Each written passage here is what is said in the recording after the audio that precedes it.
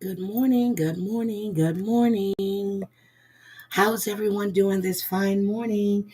Hi, Bambi. Hi, Wisco Gal. Hi, Dorit. Gamecock Jenny, M. Witt, Bree Hells, Aries, Aaron, and Deborah Bass. Good morning. Whew, Lord, this story with this 20-year-old not 20-year-old, 32-year-old is every day new stuff is coming out. They released the footage from the fire that was released. We're going to take a look at that. His biological mother and his half sister has come out and they have spoken. We're finding more out about the father. um like I said when I first covered it, when they were talking about the twin girls and those were his sisters, I clearly stated those had to be her children, the twin girls.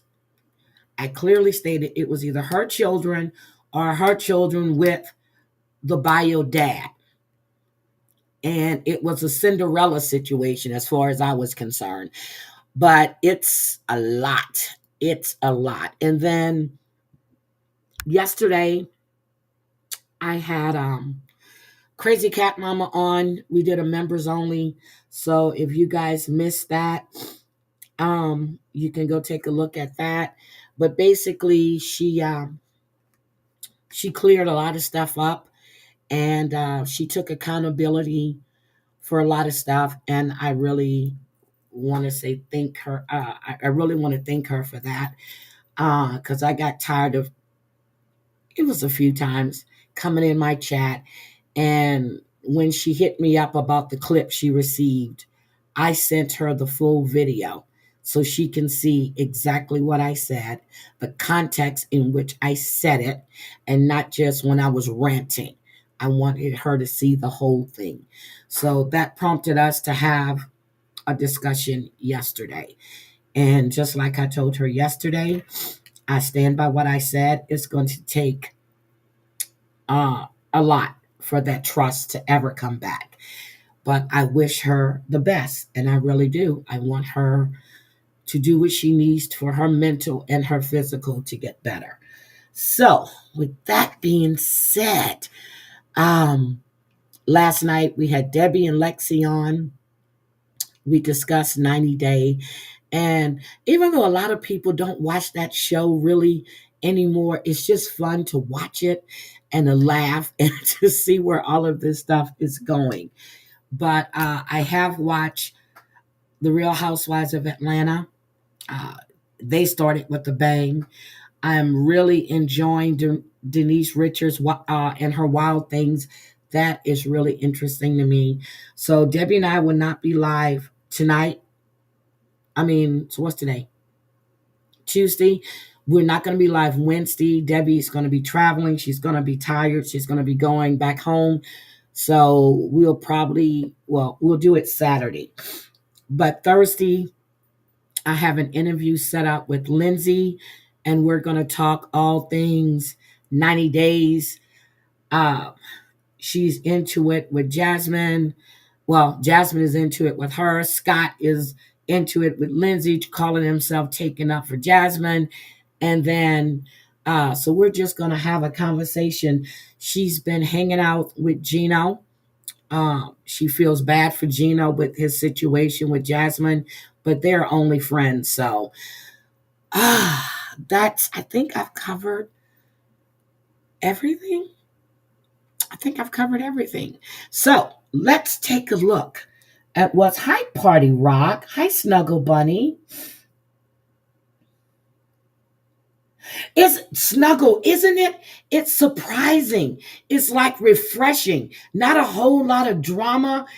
I am really enjoying her show. And then we have Teddy Mellencamp, whose cancer has spread to her lungs. That's really sad to hear. And I know you guys have heard me said I didn't like her on the show. I think she was treading on her daddy's name And while my feelings haven't changed about that, I'm very sorry what she's going through. Yes, and Sarper has. I told Debbie last night, if you got Sarper has grown on me. He has really grown on me, which I never did like Shekinah, as I call her, Shanae. I never liked her, but Sarper has really, really grown on me. Watcher of crazy. Thank you. Watcher, last night I was live. I missed your live. I have it to watch for later. So I will watch it today, probably after I get off a live, because I really enjoy your lives. And guys, if you haven't been over to Watcher of Crazy's channel, you have to really go check her channel out. Charlie Sending Love has a really, really good channel. And Blaze, I love Blaze. I think that she gonna be my bestie, but Blaze goes the hell off. But then Blaze has this soft side where she's doing community gardens. She's doing the cracky system. Hi, Daddy. Hi, Daddy. I missed you last night. Um, and Dorit, I'm going to call you later on.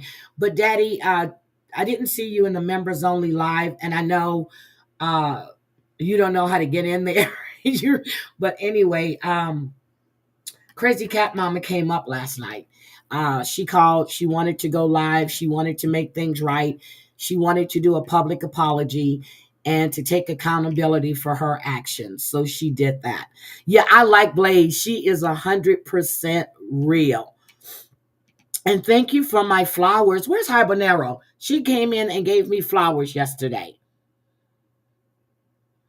Yeah, but I'm gonna go back and watch it. I really, really enjoy um I really enjoy your lives. And what was it, Sunday?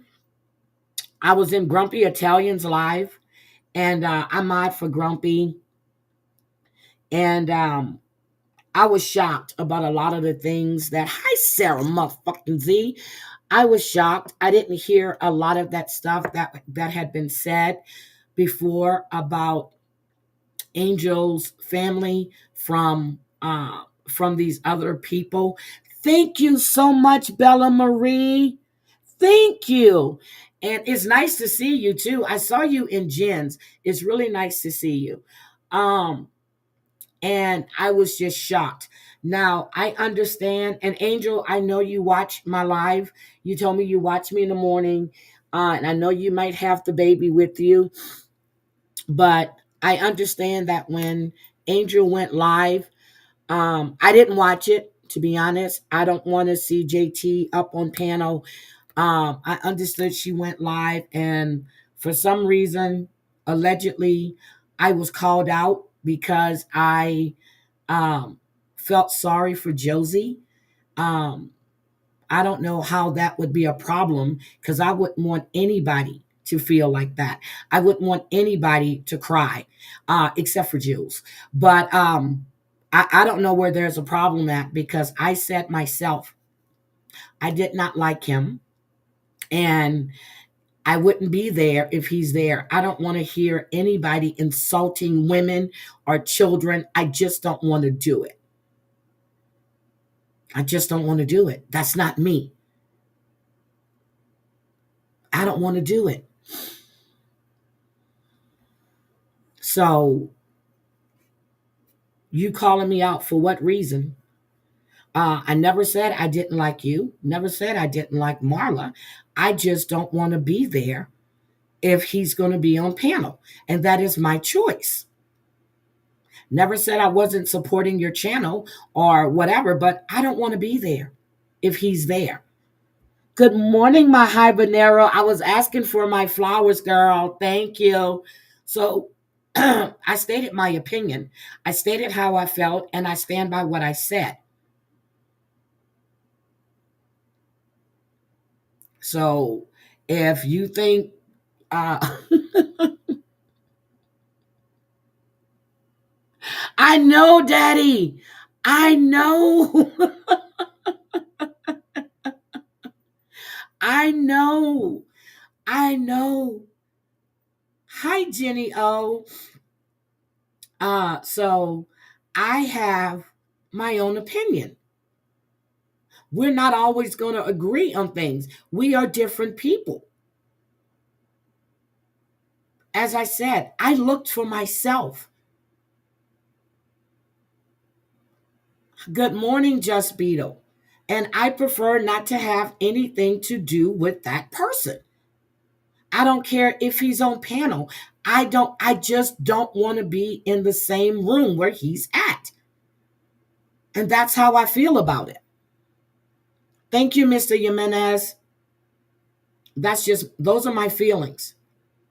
So when I went to watch MRE's replay, I saw a comment in the chat that Angel went after me. I'm like, for what reason?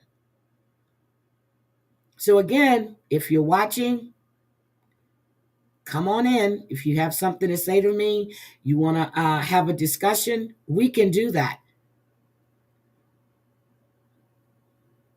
We can definitely have that discussion.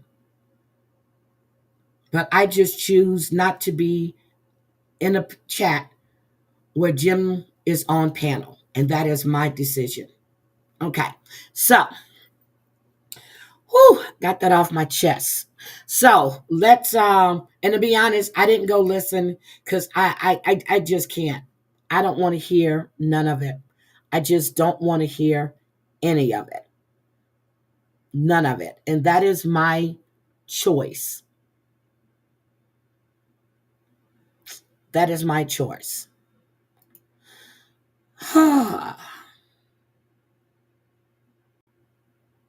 Oh, okay. What do you have to say to me? What do you have to say to me, Party Rock? I can drop the link for you right now. What do you have to say to me? If you want to make this public, girl, let's go. Oh, I'm sorry. When you called me, I was actually on the phone. Hi, Cosmic Crazy. And then when I got off the phone, I looked and I knew it was late. So I didn't want to call you back. But normally when you call me, almost 98% of the time, I answer. And you don't have to call me on IG. You have my number. Would you stop calling me on IG? Because if I'm in sleep mode, it won't ring. Oh Lord, you don't need to come on camera. But anyway, let's check out this story coming out of New Haven, Connecticut. Let's check this out. All new tonight at 6, we are hearing from that victim's biological mother for the very first time. NBC Connecticut's Amanda Pitts has the exclusive interview. Amanda, what did she have to say? Yeah, Mike, Keisha, I spoke to the biological mother of that victim who gave up custody of him when he was very, very young. Okay, here's my problem so far. I get it. Girl, could you turn that collar down right here? If this one's up, pull this one up. If it's not up, pull it down. Okay? You look disheveled. You really do. And you're on camera. Okay. That's why I don't come on camera too often. Because when I'm finished, I'm tired. My hair is up and I'm in my robe. So here we go. He was emotional, crying as she spoke to us, saying she had been looking for her son for decades. The 52-year-old said she wished to remain anonymous, but spoke to us along with her daughter, who would be the victim's half-sister. Both women telling me they've tried finding him on social media, through ancestry sites, and even court records, but it was like he didn't even exist. We all love him. I love him, and I love him. He is so strong, and I'm so proud of him for doing what he needed to do. I wish he did it sooner. All of them in that home need to get charged. And I said the same thing.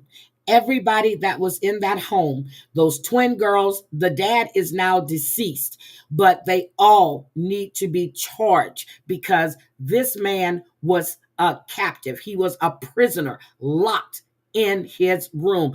Thank you, Jody B. Good morning. She needs to actually spend the rest of her life in solitary confinement and fed 2 cups of water water a day.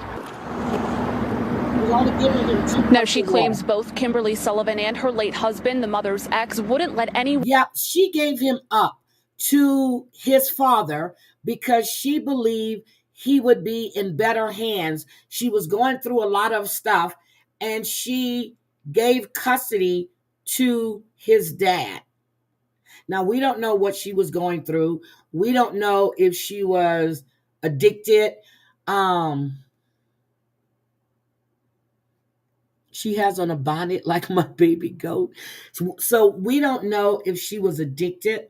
We don't know what the circumstances were. We don't know if she found herself homeless and she couldn't take care of her son. But we do know that the biological mother is alive. Remember, I kept asking, where is the biological mother? Since we found out the father was deceased and the father had been in a wheelchair.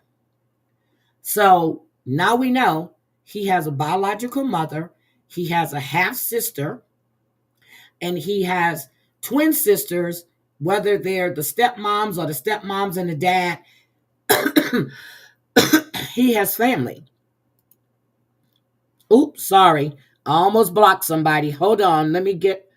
Hi, Daddy Aries. Good morning. I've been watching your cooking stuff, your ASMR near the victim stuff. for years. She said I'm she hasn't doing yet great. connected I've been with her watching son, you. but hopes to soon. Now, Sullivan's attorney lays the blame on the victim's late father. These women I spoke to tonight said they tried ramping up the search for the victim after his passing, to no avail. We'll have much more with them throughout the night here on NBC Connecticut. For now, I'll send things back to you guys, Mike and Keisha. So they tried to find Developing him. this morning. Stop. They tried to find him after the father died. My question is, did they ever go to the house? Did they go to the house? Is my question. We don't know. They said they tried to. It's okay, Daddy Aries.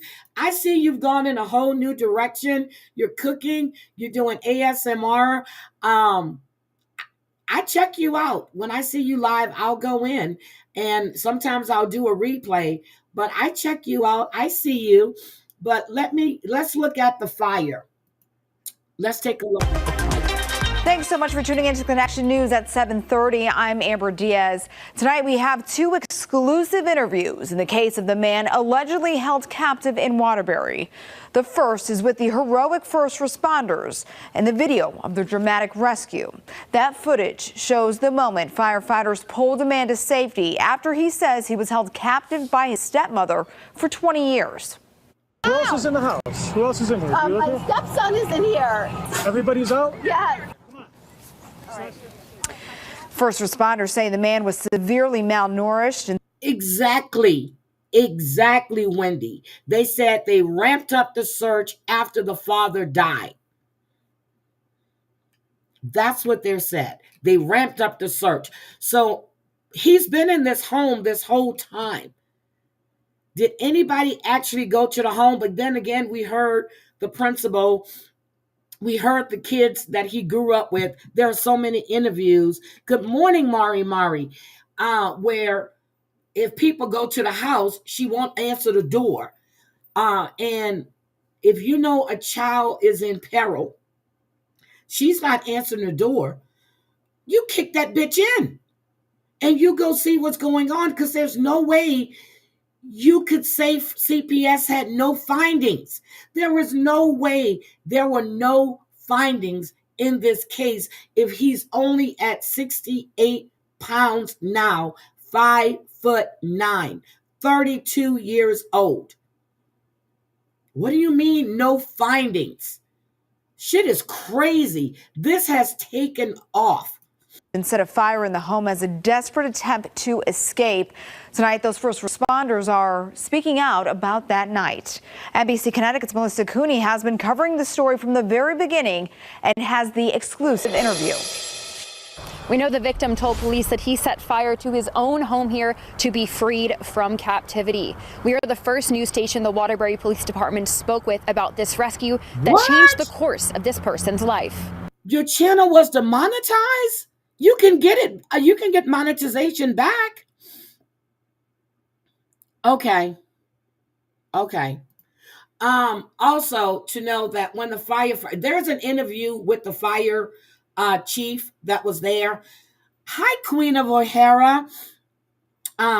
There was an interview with him. I probably play it, but he said when he got to the home, the young man was in the kitchen on the floor in a fetal position as this fire was going. That tells me he didn't want to live. He set fire. How did he get in the kitchen? Did she go up there and get him? Did she unlock the door? He was able to walk out of the house, but he didn't. He was laying on the floor in a fetal position. Come on. Come on down. Who else is in the house? Who else is in here? My stepson is in here. How many other people? Help him out. Listen, That's it. I have 2 cats. Everybody's out? Yes. But your stepson's still inside? Yeah, he's right here. It's a call Waterbury firefighter Captain John Paul Oldham says will now always stick out in his mind. I saw the mother and at the time what I thought was a child in the kitchen. He was in the fetal position in the kitchen. He was in the first engine responding to 2 Blake Street during that February evening, arriving in 2.5 minutes. Yes, he's injured. Please send the ambulance. Oh, he's kind of passed out. He's out of it. Please. He says he had to tell Kimberly Sullivan to leave the home multiple times and check to make sure her stepson was still breathing. He says the fire itself was contained. It only took around 9 minutes to put out. The door opened to the second room, which was inside of that room. And, that's where the main bulk of the fire was. And put the fire out there. So it was actually a room that was inside of a room where this victim... You heard that. A room inside of a room. He was locked in there. She's sick. Lives. He says hindsight is 20/20, saying there were some oddities in the home. Not only did he notice locks, he also said 2 other rooms were pretty empty, and it was strange that someone who was theoretically capable of walking out was still inside. Just a sad situation, and I hope he recovers quickly. Body cam video shows firefighter Gabriel Goja carrying the victim and putting him in the ambulance. He and Oldham both say they're glad they could help the victim, and both say they'd like to meet him one day. I was just doing my job. That's pretty much, that's it. He put a lot of trust in us. And we did have the chance to speak with the lead detective from the Waterbury Police Department on this case, who tells us the victim is making a slow recovery. To see that story, you can check out our website, NBCConnecticut.com. In Waterbury, Melissa Cooney, NBC Connecticut News. That was the story on him, but there is the interview with the fire chief, which and the guys were sitting at the kitchen table eating ice cream, actually. And we saw on the dispatch board a structure fire coming in. And came in, we got ready, and we take great pride in our response time here in Waterbury. And in 49 seconds, actually, we were on the road rolling. We arrived on scene about 2.5 minutes after dispatch to a 2.5-story wood frame building. Front door was open. We walked in. I saw the mother and at the time what I thought was a child in the kitchen. He was in the fetal position in the kitchen, and my mom was, I asked, her, what's wrong with him? She said, the fire. I said, where's the fire? She said, it's upstairs. I ordered her out of the building. At that time, I had to tell her multiple times to leave, and got her outside. Truck 1 showed up. I talked to Lieutenant Lowe, rather. And said, oh there's my a victim God, in the kitchen. My guys were stretching a line. That's true. Before my friend started working at the hospital and social things, she used to go out to the homes. In order for her to go in, she would have to call the police or call the judge to get a warrant to go in the house if she was going, if they wouldn't let her in. That is so true, Mari. That is true. I forgot about that. That is true. But I don't know if they were doing that back when he was growing up.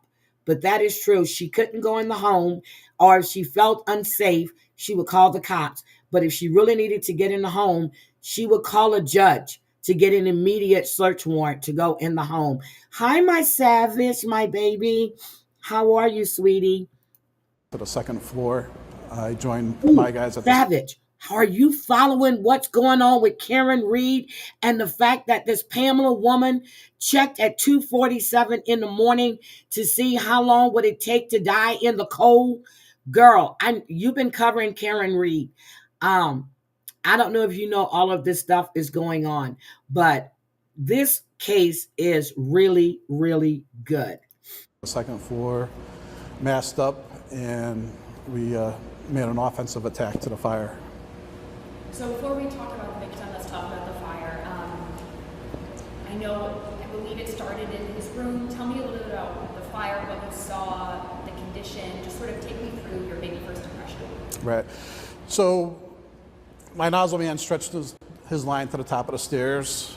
We masked up at that point. I'm waiting for you to update us with Karen Reed. We went onto air. I've been following it. A bit smoky there. There wasn't much for visibility. There was fire like straight across the hallway at the top of the stairs. We hit the fire in that room. There was fire coming out the door. We hit that fire, and we could still feel heat.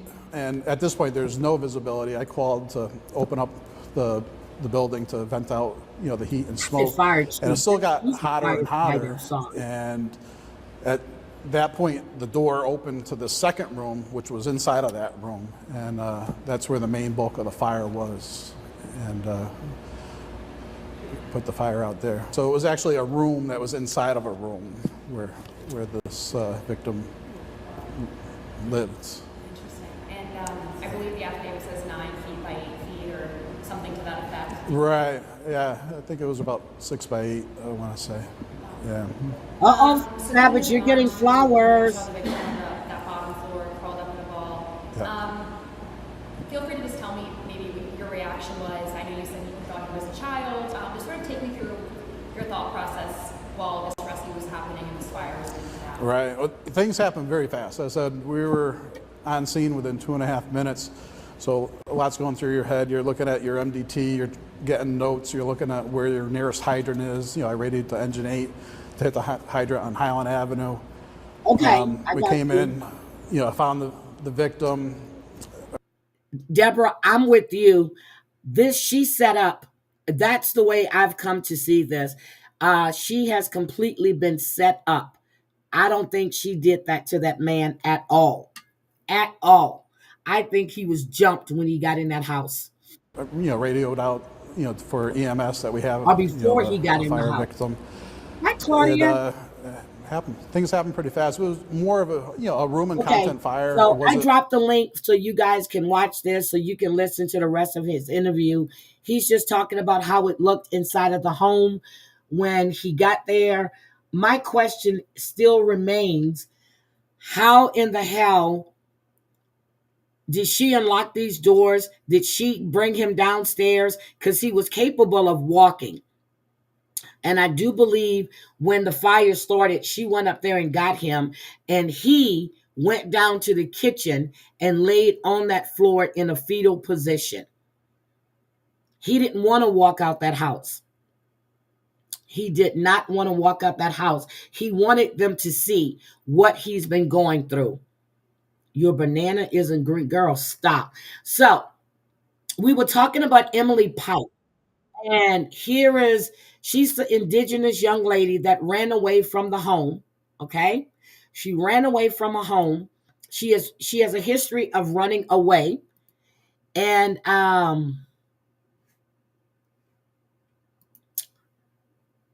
this is just sad.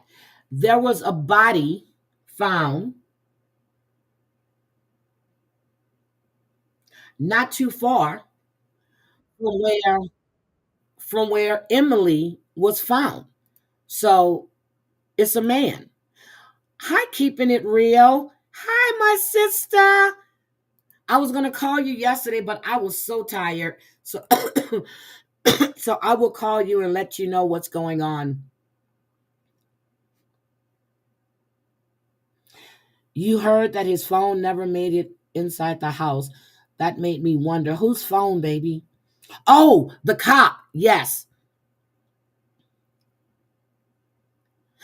Savage, The way they made it sound at first was that she got mad, she ran him over, she went inside and went to sleep, all this stuff. I don't believe that's the way that happened at all. Not at all. I don't believe that's how it happened. Can somebody drop Keeping It Real channel for me, please? Pretty, please. Sister, you can drop your own channel because you have a wrench, but you probably don't know how to do that. Can one of my mods drop those links for me? Savage's link. Queen of O'Hara has a channel. Can y'all drop those links for me, please? Okay, let me play this. Were recovered nearly 100 miles away from where she was last seen alive. And tonight we have learned it's not the first time that same area has been the site of a murder investigation. Could the cases be connected? Here's true crime correspondent Brianna Whitney. We are right off the US 60 at milepost 277. This is where you go to start to get where 14-year-old Emily Pike's remains were found. And you can see here people have been out here bringing flowers, showing signs of support. But now we know in 2021, a native man was found dead right here too, down to the same exact milepost, and confirmed tonight his murder is still unsolved too. I want to show you how close together these two crime scenes are. That's the US 60 behind me. We're now on Forest Service Road 355, and it's here that Gila County Sheriff's officials tell us this is where Emily Pike's remains were found. They tell us the 14-year-old's remains were discovered by people who were walking, hiking on this trail here, and that's who called police. Now we know they were found down here dismembered in contractor trash bags. Her hands and her arms are still missing. It's been more than a month now since they have been discovered. Do we hear that? Her hands and her arms are still missing. Contractor trash bags, her hands and her arms are still missing. It's been more than a month now since they have been discovered. I talked to the Gila County Sheriff's Office today. Their officials and detectives tell me they're making progress in this case, but right now there are still several important unknowns they're trying to figure out. We don't have a weapon. We've not recovered any kind of weapon. Cause of death is still under investigation by the ME's office. We're investigating those leads. None of those, as of yet, have pointed us to a definite suspect or person of interest. The cries for justice for Emily have been loud. Several vigils held in honor of the San Carlos Apache teen who ran away from a Mesa group home she was living at on January 27th. The Gila County Sheriff's Office is getting help from many agencies, including the FBI, and new tonight they've created an official task force on the case to funnel leads and tips. Well, now we've learned Emily's homicide is not the only one being investigated here. It was back in September of 2021 when the Gila County Sheriff's Office and DPS got a call and found a native man shot to death multiple times in his car parked right here at milepost 277 off the US 60, just like Emily. Today we learned his murder is unsolved. Are we saying that's a dumping ground? Sheriff's deputies identified him as 31-year-old Leo Harry White, a man from White River. He was found by DPS troopers and deputies after somebody called in a welfare check for the car in the pullout area. The detective telling me today there are some leads in his case, but no arrests in his murder either. Officials with the sheriff's office say there is one very key difference between Emily Pike and Leo White's murder. It is a little different, and in that one it looks like the homicide actually took place there where the subject was found in a vehicle. This one with Emily, of course, we believe that she was killed somewhere else, and then that is where she was dropped off. For that reason, and because of differences in the crime scenes, sheriff's deputies don't have any reason to believe these two cases are related, even though they are in the same area, and they are both open and ongoing. As part of that task force in Emily's case, GCSO is now taking tips on their social media pages, and they hope as people pour in information about Emily's case, maybe somebody will also have a tip about Leo White's murder and cold case too. Reporting in Gila County tonight, Brianna Whitney for Arizona. This is crazy. I didn't know that Emily had been dismembered. I did not know that Emily had been dismembered and she was in garbage bags. What the hell? So yeah, she was killed someplace else. She definitely was killed someplace else. But here's what I wanted to talk to you guys about. There's a 22-year-old man in Milwaukee. He's accused of stabbing his girlfriend to death and then living for weeks with her body in his apartment before he contacted police. The sick thing is, he was not only living with her body, he was sleeping with her. Now, the guy is from Turkey. He said he didn't know the rules about the U.S. You have a dead body in your home. Who do you call? Not Ghostbusters. He said he was unfamiliar with American law. You slept. Now, he said that he had left the apartment and ran an errand like 20 days prior, 20 days before he called about her being deceased. He said when he came back to the apartment, he found her dead on the floor. So I guess she stabbed herself all those times. He said he had been gone about an hour. And when he returned, she was laying on the floor covered in blood. He said that he thought it was a joke at first. And he tried to get her off the floor. What? He said that her body was ice cold, but you're trying to get her off the floor. And then he said he fainted because he was shocked. When I saw that this man said he slept next to his girlfriend's body on the floor.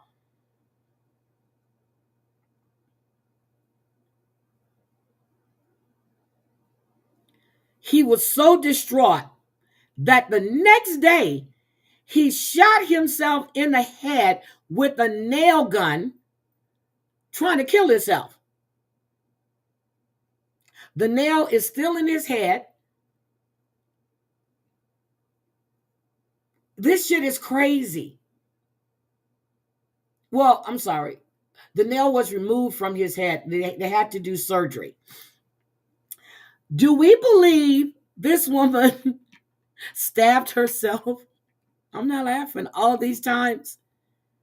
And you came home, her body was ice cold in about an hour and a half. And you saw her covered in blood on the floor. You thought it was a joke. You tried to get her up. You didn't call the police. You said you're not familiar with American laws. I'm sure whatever country you're in and you found somebody on the floor bleeding, hi, Petty, you will call the police. 911. Easy number. 911. No matter where you are, it's 911. You slept next to your girlfriend's body. She had been deceased for 20 days before he finally called. 20 days. 20 days. She was in there for 20 days. Can you imagine the smell? Can you imagine the smell? This shit is crazy. You can't make this shit up. You can't make this shit up. And then we've got a husband in Houston that beat his wife to death. Why? I don't know. Let's see. Hi, Wendy's front yard. Wendy, if I didn't speak to you, I think I called your name before, but sometimes I just go blank. First time we are hearing from the family of Kristen Chavez. She's the Houston woman found dead in her Northwest Side home on Wednesday. And Chavez's husband is accused of beating her to death with an iron. Tonight, her family is speaking. An iron. He beat her to death with the poker iron. I think it's the poker iron. Beat her to death. Out, Stephen Goen with the story tonight. Emotionally, It's been very difficult. With family by her side, it's still tough at times for Laura Bell to talk about what happened to her daughter, Kristen Chavez. The 32-year-old, remembered by her siblings as strong-willed but selfless. She always put others before herself. Always kind to people. It was just after 7 a.m. this past Wednesday when HPD arrived at the home Kristen shared with her husband, Chance Zane Chavez. Officers say they found him standing in the doorway, covered in blood. The 34-year-old... Those damn houses are too close for me. Those are those new builds. They're just too fucking close. And they put the plywood on the side and the brick on the front. No, and they go up really, really fast. They're too close. Look how close these houses are. Jeez. Allegedly struck his wife with a clothing iron and, according to family, stole Kristen's 4 dogs only to abandon them hours before her death. For him to be held accountable for what he's done, that's the primary goal right now.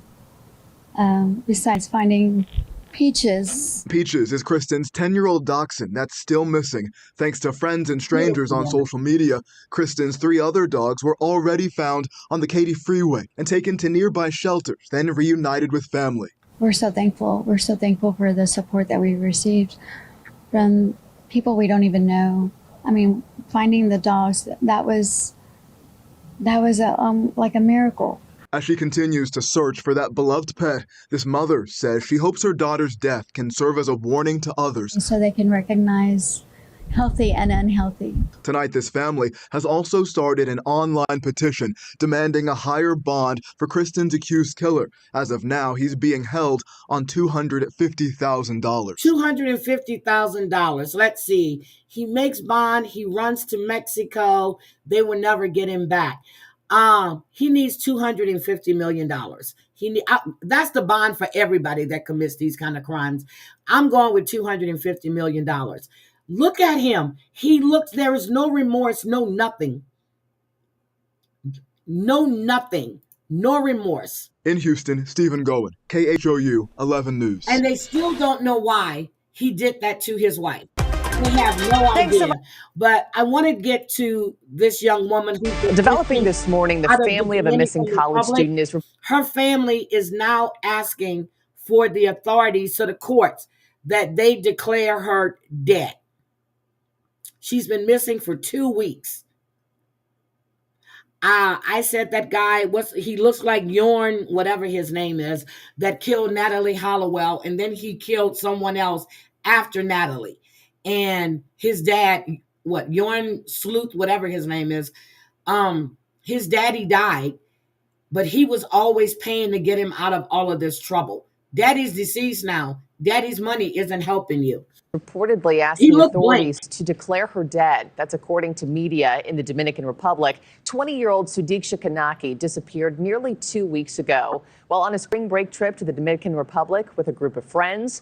Authorities still trying to piece together a timeline of her whereabouts and any new clues as to what may have happened to her. Joining me now, I have trial attorney and legal... Remember, they said, the young man said they went out in the water. A big wave came.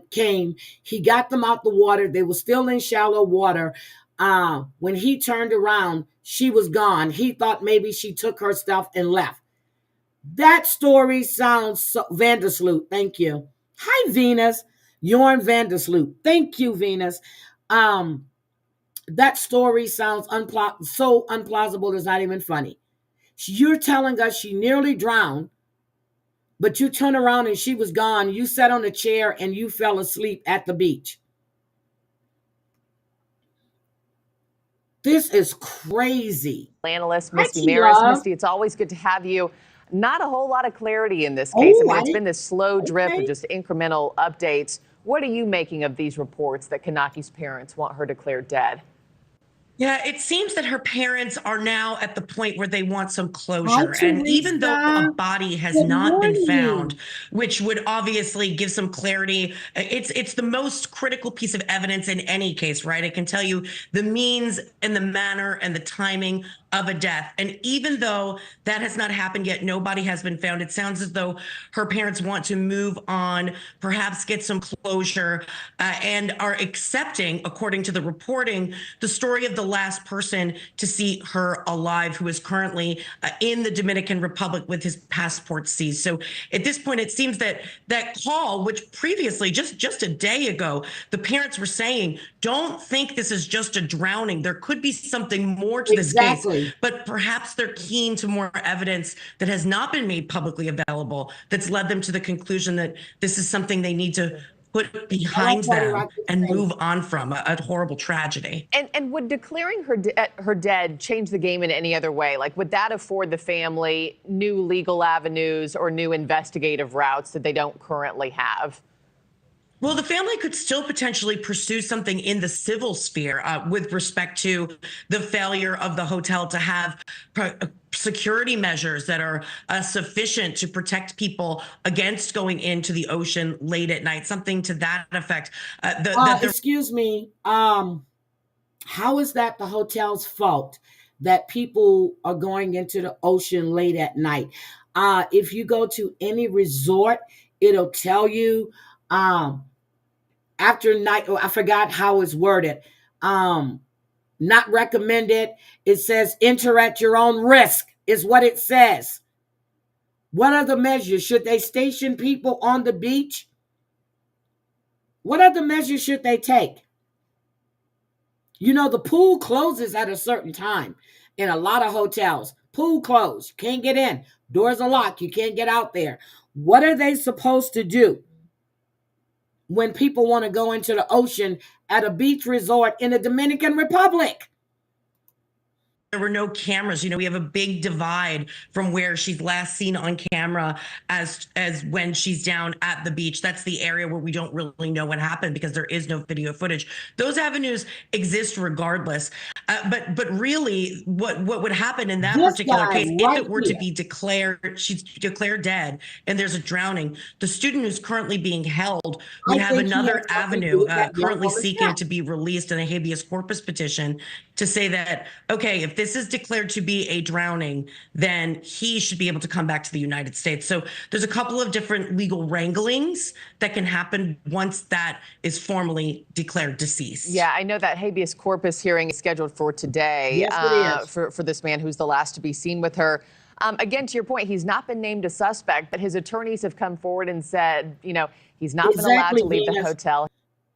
You waited. People, how long did it take Natalie Hollowell's mother to actually petition the court to declare her daughter deceased? It was way longer than 2 weeks. Way longer. I'm trying to think, did she ever declare her deceased? I need to look that up. This woman was searching, kept going back down there to find her daughter. They had Joran van der Sloot, then they released him. His daddy got him out of that shit. His roommates even said that he said he did something to her. Next thing we know, he's dating this Asian lady, Oriental Asian, and he takes her life. He was a serial killer in the making, and his father kept getting him out of all this bullshit. Daddy died, all of a sudden, all these charges started coming at him.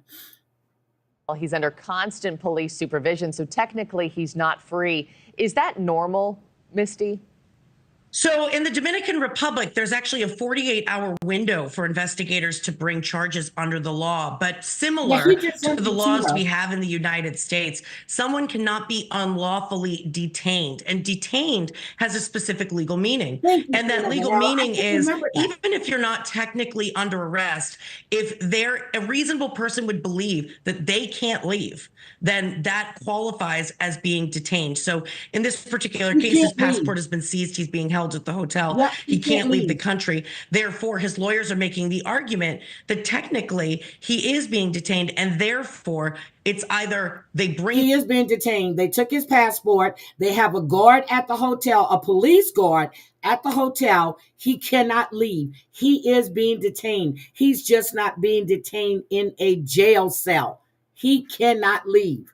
Charges or let him or release him as would any other individual. So I think what we see here is investigators really wanting to get down to the crux, get all the information that they can before this individual leaves the country. But that has to be balanced with those protections for those individuals, constitutional protections. So the law is a bit different in Dominican Republic, but it has parallels in the laws we have in the United States. And Misty, let me just point out, too, this video that we're playing here to the right of the screen. This is that new surveillance footage that authorities there just released this week.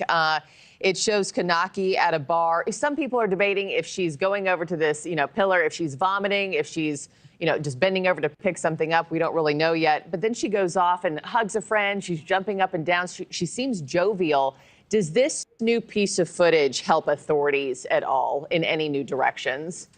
It certainly helps to put together and piece. Look, she's dry heaving. She's right here in the white. She's dry heaving right there. That says you've had too much to drink. It's time to get some water or some coffee and sober up. She's dry heaving right here, right there.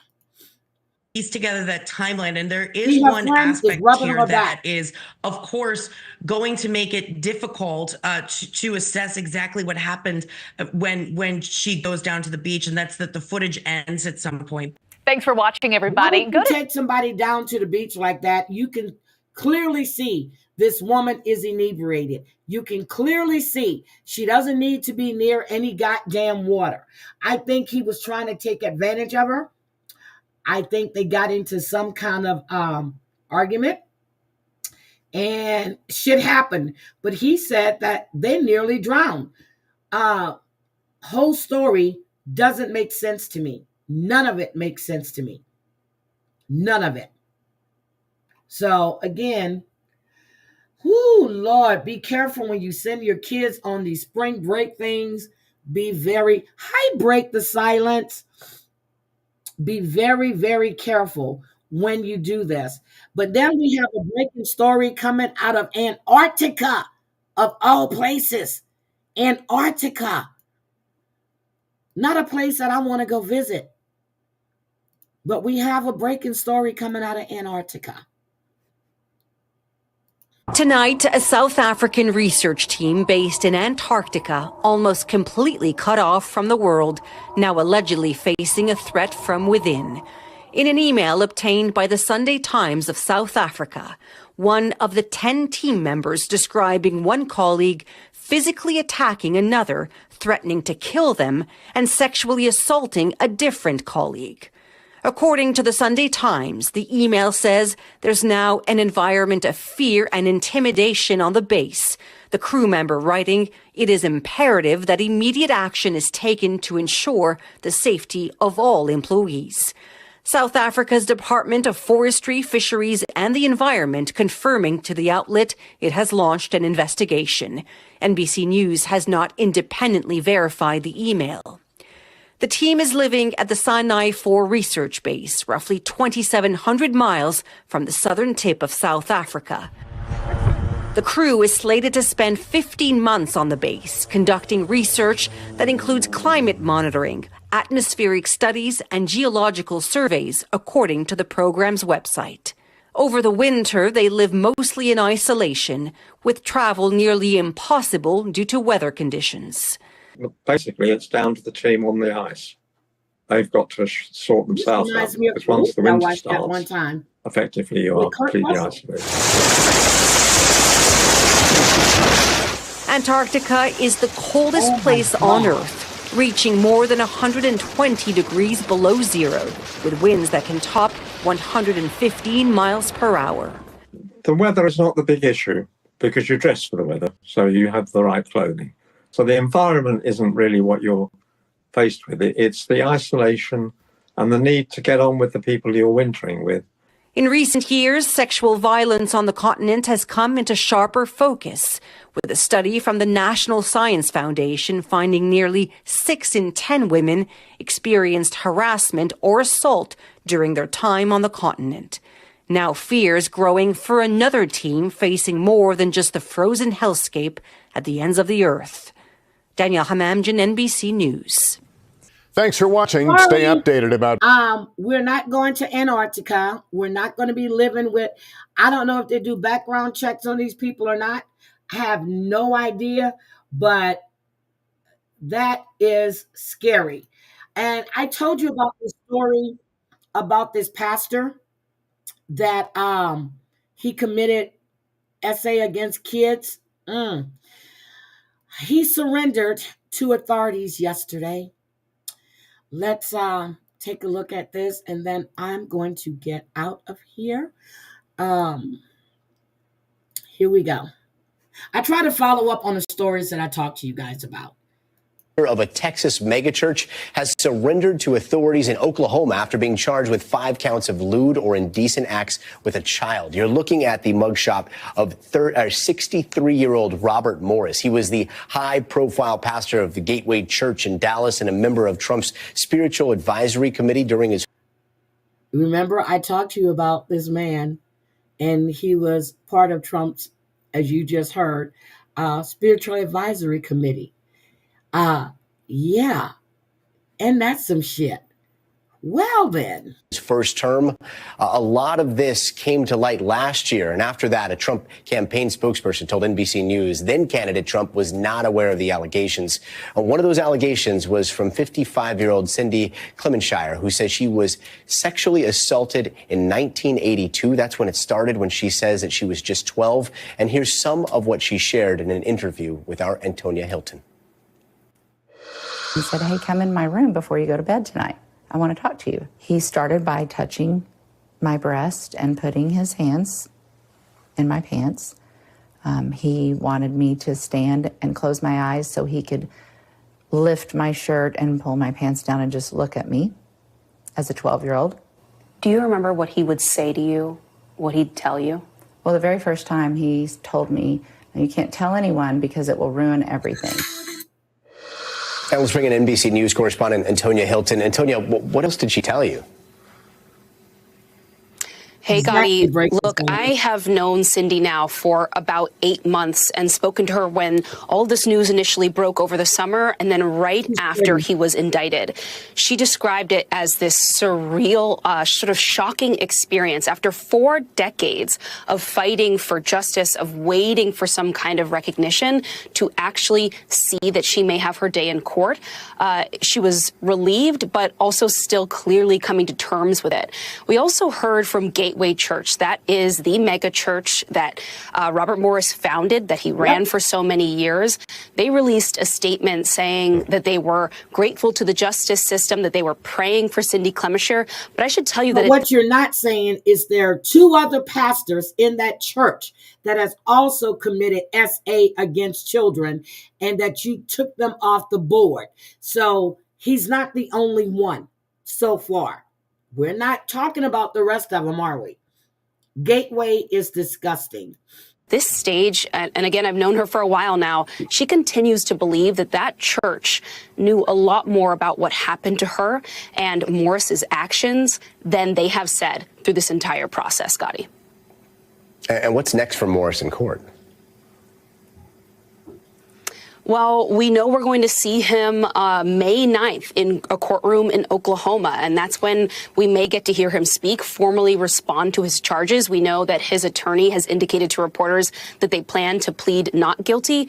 But I should note, 8 months ago, when these allegations first came to light, he acknowledged at the time that he had inappropriate relations with a young lady being his words, not mine. He didn't mention that she was 12 years old, but he made reference to that. And so it's going to be challenging if you are representing Robert Morris after he gave that admission, resigned from his church, to then go forward and plead not guilty. It'll be interesting to see how this case shakes out. I had the opportunity to speak with the Attorney General of Oklahoma as well, and he really used this sort of interesting legal technique. They have a sort of little-known statute there that allows them to go after someone despite the statute of limitations technically being up because he was not a resident of the state. And it goes back to the statute back when Oklahoma was barely a state. They had raiders and marauders coming through. So if you're not a resident and you're in it. He never said, he said a young lady. She wasn't a young lady.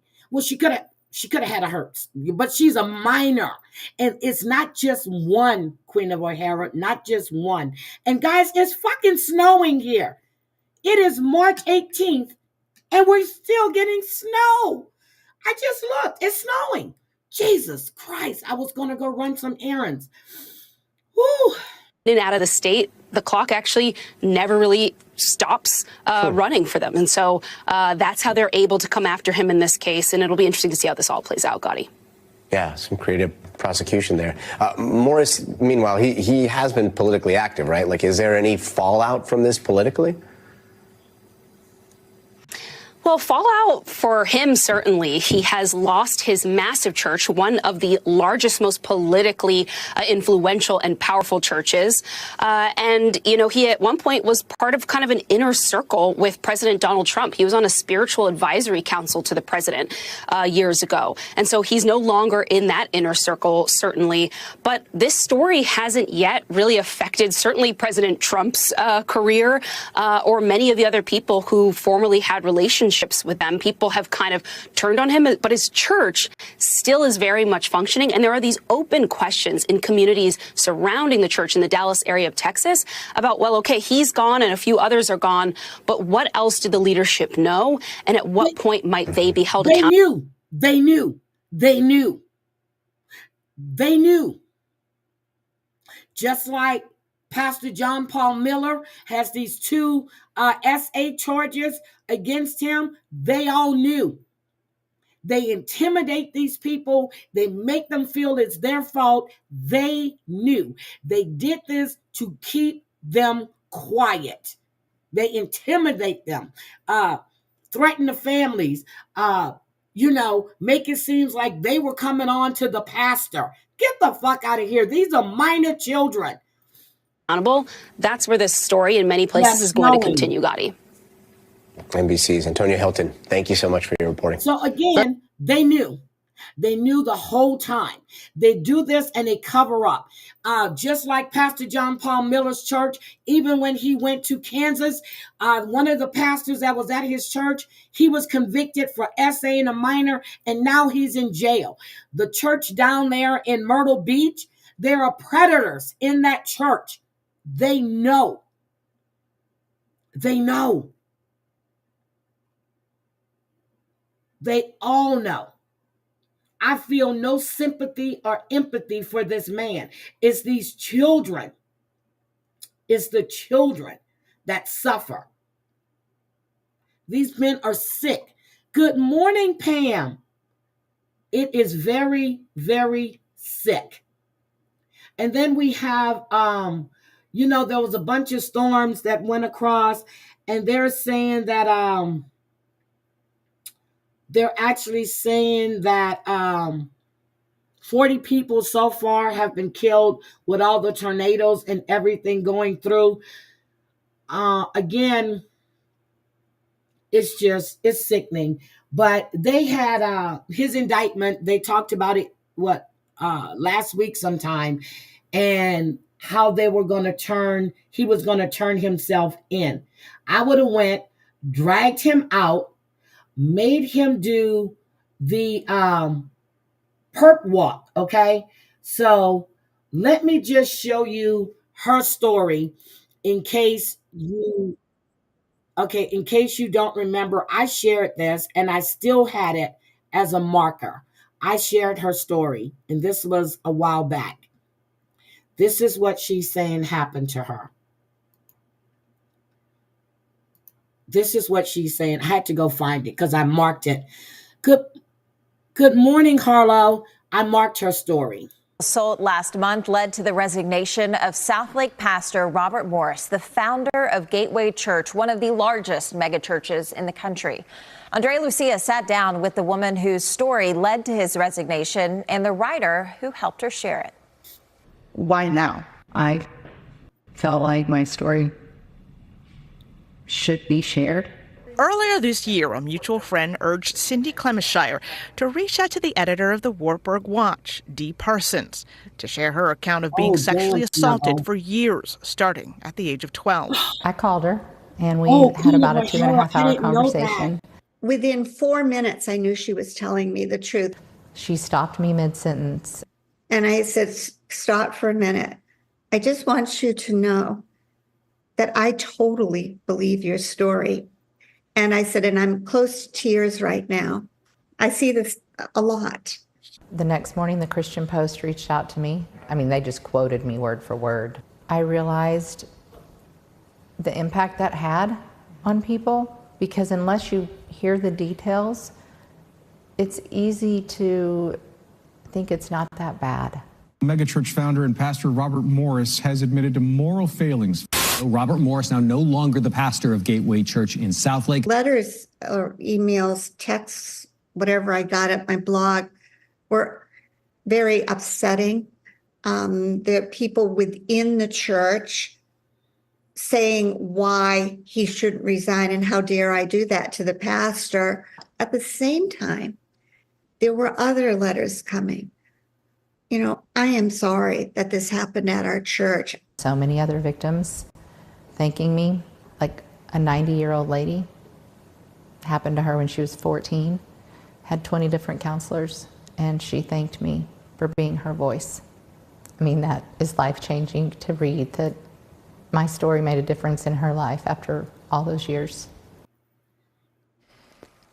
So Andrea Lucia is here with us this morning. I mean, Andrea, this is obviously a story you've spent hours and days covering and following. Years. You know, she first spoke out to a family friend when she was 17. She met and she says she did speak out throughout the years. You know, she first spoke out to a family friend when she was 17. She immediately came and shared that story with her parents. After that, she's told those who are close to her. She's talked to pastors about it. In 2007, she involved an attorney. But, you know, even now there's been some backlash, and she says being a really mature woman with grown children, it's been much easier to deal with than it would have been when she was 12, when she was 17, even when she was a mom with young children. It's really taken all that time to kind of get to the point where she wanted to share this publicly. Yeah. What is next for her? I mean, this is obviously that's how old she was, 12, when this first started happening to her. And for them to say that it was isolated, there are many victims within that church that has started coming forward. But she was the one that rolled the ball on this. Again, just because they're pastors, just because you think, oh, well, no, he couldn't do this, he's a minister. Bullshit. Bullshit. They take advantage of these young children. And just like the Boy Scout leaders did, you know, they horn in. They horn in on families that are broken, families that don't have a stable or fathers in the home, or if there's something going on, they take advantage of all of these young children. Man or woman, it doesn't matter, boy or girl, they take advantage. I'm looking. Okay, Gaza. Yes, I see it. I see it. I see it. So anyway, there is some other stuff that's going on with P. Diddy. We're going to discuss that probably tomorrow or maybe towards the end of the week. There's a lot of stuff going on with him right now, and I'm trying to see if they're going to release that prison call he had with Kanye West. So I'm waiting to see that, and I still have stuff marked on that one. And there's a lot of stories on the Connecticut, on Waterbury, Connecticut, with this young man. You can just type his name into Google, or you can type it into YouTube, and everything is going to come up. There was an interview also with Chad Daybell's jurors after he was convicted and given a death sentence. I was listening to that. And I wanted to, I know what I wanted to show you. You guys thought I was kidding when I said this woman was flashing money and acting like she didn't have a care in the world after her husband, after her daughter and her baby mama were killed. So hold on, let me just show you this real quick. It's going around everywhere, how now they're believing she set him up. And I hope not. This is Lil Ronnie, who was killed in Forest Hills, Texas. He was shot at a car wash. There is his daughter, who had just turned 5 years old. She was shot and killed in that ambush in the car. Hadamaya did. He pulled this and he put it together. And his daughter that got killed. I'm tired of seeing something. And I just got to put my 2 cents in real quick. How dare you? How dare you? You see she's flashing money? Look at her. So he was going to be buried in Louis Vuitton. She was going to be buried in Gucci. She's showing off a Louis Vuitton bag. Look at this money in her hand. You're celebrating. You lost your daughter. You lost your daughter's father. And look at this girl. And grieve to our unliking in a time where you should be behind closed doors grieving in private. How dare you turn up and flex money and brag about your daughter being draped and buried in Gucci when you should be grieving in private? We gave you money, but we gave with the intentions on controlling what you do with the money and how you. Now, here's the thing. In Texas, if you are a victim of a crime, the state will pay for that funeral. The state. They have money to do that. They pay for that. She is celebrating with money, flashing. Are you fucking kidding me? Grieve with the money. The reality is, people, this woman got to bury 2 people, regardless how you feel. Now, you got to ask yourself, what did you give the money for? What was your intention when you gave the money? Because me personally, I didn't donate. That was a joke. But me personally, I didn't sat back and seen people on posts in the comments since this tragedy happened, and they say, oh my God, no, that's sad. Where's the GoFundMe? They didn't do no research. They didn't ask no questions. Y'all didn't care. And let me tell you why you didn't care. We live in a time where people want to feel a part of a movement. She was asking for $65,000. She raised, at this time when he did this video 2 days ago, $53,700. That's what she had raised.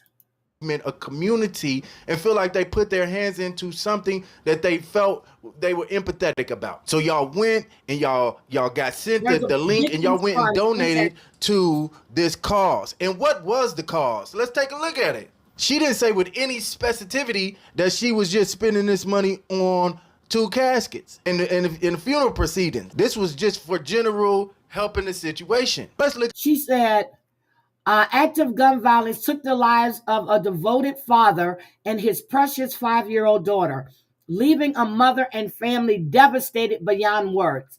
In the wake of this unimaginable tragedy, the mother is left not only grieving the loss of her beloved daughter and partner, but also struggling to support her household during this difficult time. First of all, they were not together. The daddy and the mama were not together. She was the baby mama. He was the baby daddy. She had dropped off their daughter to him at the gas station so he can have his visitation with her. Bye, Gwen. Love you, sweetie. So, no, she doesn't have to bury that man. That man has a family. Good morning, Crafting with Amanda. That man has a family. They were not married. She doesn't have to bury him. He has a family that has to bury him. She has to bury her daughter. This shit makes me sick. Look at the facts real quick. Did her baby daddy die? Yes. Did her daughter die? Yes. Was your intention on giving this GoFundMe money to aid in the assistance of both of these tragedies happening? Yes. Yes. Should nothing else matter after that? It shouldn't matter what she do with the money, how she flex with the money, what she spend on the money. Like, none of that. Because you gave with the intention to help these realities. Whether that's her She got a doing Louis some Vuitton bag depressed on. shopping, spending some money making her feel better, whether that's her taking care of the funeral expenses and then doing whatever, y'all keep donating. So whether she take these videos with the money sitting on her shoulder, whether she go to the strip club and make it rain with it, it don't matter. Y'all giving to donations and charities and churches even that's doing way less with the money that y'all giving them. Y'all don't complain about that.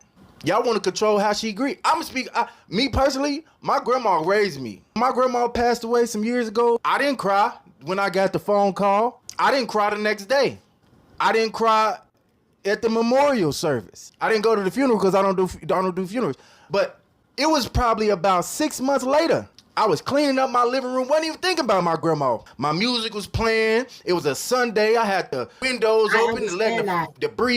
When I got the call about my grandfather, I was in shock. I drove from Virginia Beach to Louisiana. I was in shock. When I was on my way back from New Orleans to Virginia Beach, it was this smell that kept hitting my nose. And I thought my friend in the back seat was spraying perfume. And when we stopped to get gas, I looked and there was a carnation that I had taken off my grandfather's coffin and put in my car. And I just started bawling right then and there because I was sleepy. I was falling asleep. He kept spraying, waking me up because I kept screaming at her to stop spraying whatever she was spraying. It wasn't her. It was my grandfather right then and there at the gas station. I broke completely down. In. It was beautiful. The sun was shining bright, and I was sitting back listening to my music on shuffle, and the song came through after, I was listening to my clean up music, my crunk stuff, my R&B, my whatever. Just a good little mix. Too, I understand. And I'm sitting back cleaning up, and then that song, it was a song, a church song that came, it was like, yeah.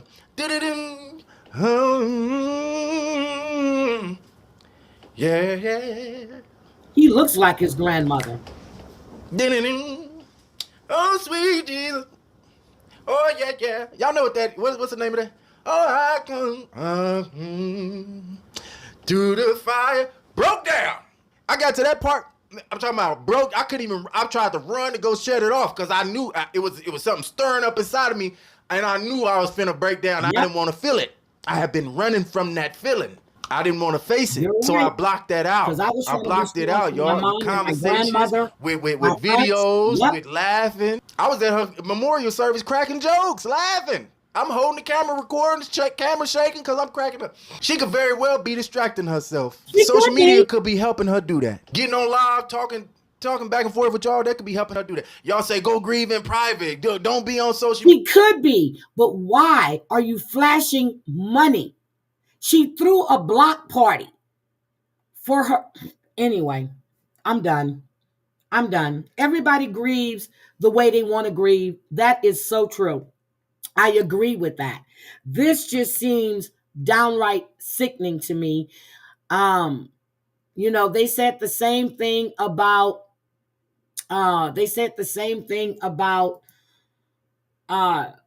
Darla when she threw the balloon party at the cemetery for her son. So that's true. People grieve the way they want her. Her name is Daughter Gutierrez. They actually grieve differently. There is his link.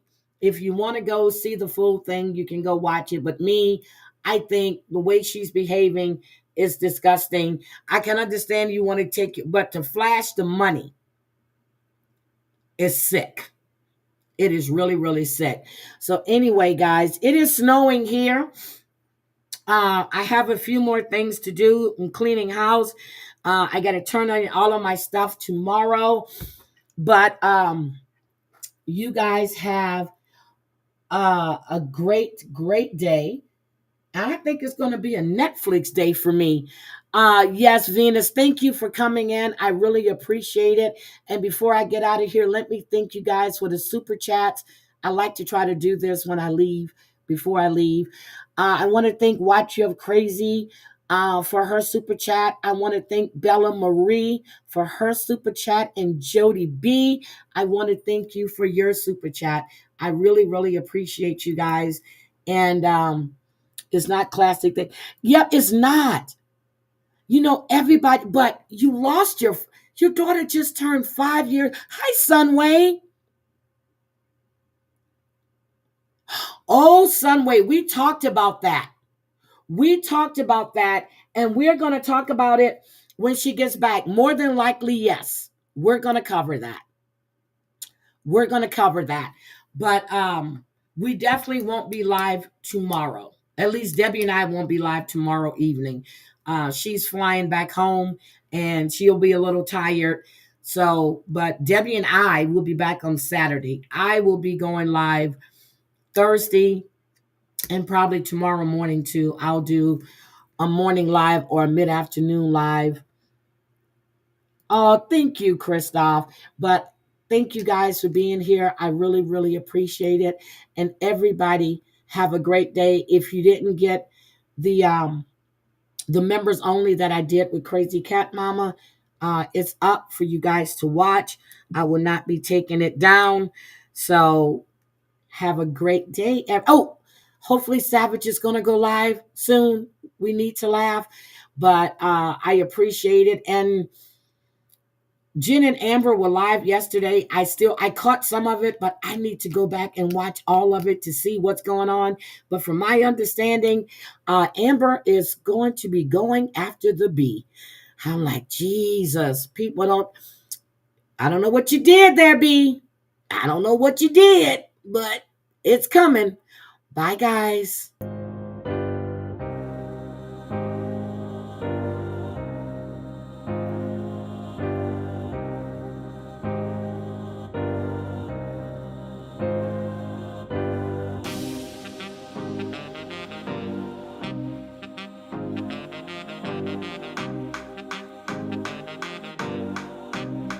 Oh, and by the way, Mari, don't forget to send vote for man that I sent you 2 men for vote, which you for husbands for. Love you guys. Bye.